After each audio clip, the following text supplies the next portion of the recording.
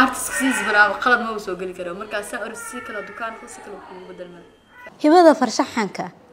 sanadadii u dambeeyay dhalinyarada Soomaaliyeed waa kuwa ku baraarugay hase ahaatee saaxadan dumarka waa kuwa ku yar waxa arintaasi beentiri Shamsu Maxamed Jeelani Shamsu waa hormuudka qoys farshaxan doorkeeda hibadan waa mid aad u weyn bulshada dhexdeeda waa hooyo daayara oo haysata 3 caruur ah iyo macalimad leh xirfado badan sida cilaanka harqaanka oo ay barto hablo kale balse xirfada farshaxanka ayay ku caan baxday bilowgeedii xirfadan waxa ay gacan qabasho ka heshay Aqil Arts waxa mideeyay labadooda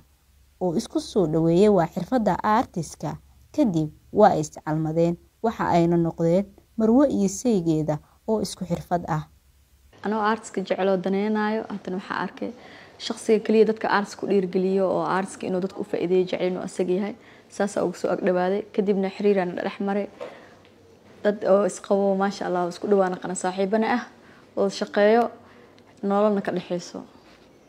xilligan oo aan kula kulannay Shamsu hoygeeda saygeeda waxa uu ku maqan yahay safar shaqo Shamsu iyo Aqil waxa ay ka wada qayb galeen tartamo farshaxan sawir gacmeedka oo kala ahaa hirgali hibadaada oo ay ka wada qayb galeen laakiin Shamsu ayaa ku guuleysatay kaalinta koowaad sida ay ii xaqiijisay halka Aqil uu ku guuleystay kaalinta koowaad ee tartanka baaqa xuquuqul aadanaha sidoo kalena ay ka wada qayb galeen waxa ayna la tartamayeen dhalinyaro kale oo hibadan iska leh run ahaantii xamaasad gaar u lahaa tartankaas wax la qiyaasi karin ma ahan tartankaas kaligiisna ma tartamo kale ka horeeyo oo waqti ku soo qaadanay tartanka marka laba maadana hortaalay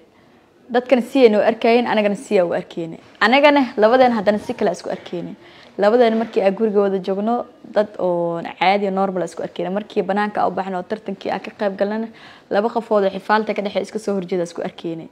dadkii markaan isku kay arkaan waxay noo arkayeen dad hal qofood oo hal dhinac wada socdo in ayaga aan weer ku nahay ee aaminsan yihiin marka xataa waxa jira marka tartanka ay ku jirno dad dhahaayo haye labada qofood lamaaniya imaadeen labadan qofood waxa caadiyana soo wataan labadan anaga guuleysana inay dhahaan anaga dhankan markii loo soo laabtay inaa midka kale uu ku maqan yahay oo dhahay adima guuleysanaysa mise anaga guuleysana geel waxa ku doortay magac weyn oo noo sameeyay hada Soomaalina guusha lamaanahan ayaa ku timid istaageerid iyo isdhiirigelin labada dhinac ah waxa ayna ka soo gudbeen caqabado ay bulshada kala kulmayeen oo ay ugu horeyso uguna xooganeed sida loo arko wada shaqeyntooda marka caqabadaha kala soo kulmo oo saad ugu weyn waxa kamid ahayd naagta maxay ninka u daba socotaa maxay ka shaqeynay way ani nolol leeyahay shakhsi waxa hiigsi leh horumar leh wax bartay riyo leh riyadeeda dhan maxay ku koobantahay in asaga reer u dhaqo oo guriga aska fariimay ku koobantahay no ku koobno riyadeeda way ka madax banaan tahay aniga oolaadeeda iyo seegayga iyo nolosheeda qaaska way ka madax banaan tahay run ahaantii ani riyadii aan lahaa hadii maanta aan 4 mitir ku soo kooba wax macna ma sameeynas jiritaankayga ma muuqanaa hibada farshaxanka sawir gacmeedka Soomaaliya hadeer waa mid yeelanaysa aqoonsi suuqeed iyo xamaasad gaar u ah iyo tartamo dhiirigelinaya jiritaanka xirfadan oo ah mid ku qadiimi ah dunida oo qaali ah balse aan la daneyn jirin waqtiyadii hore Soomaaliya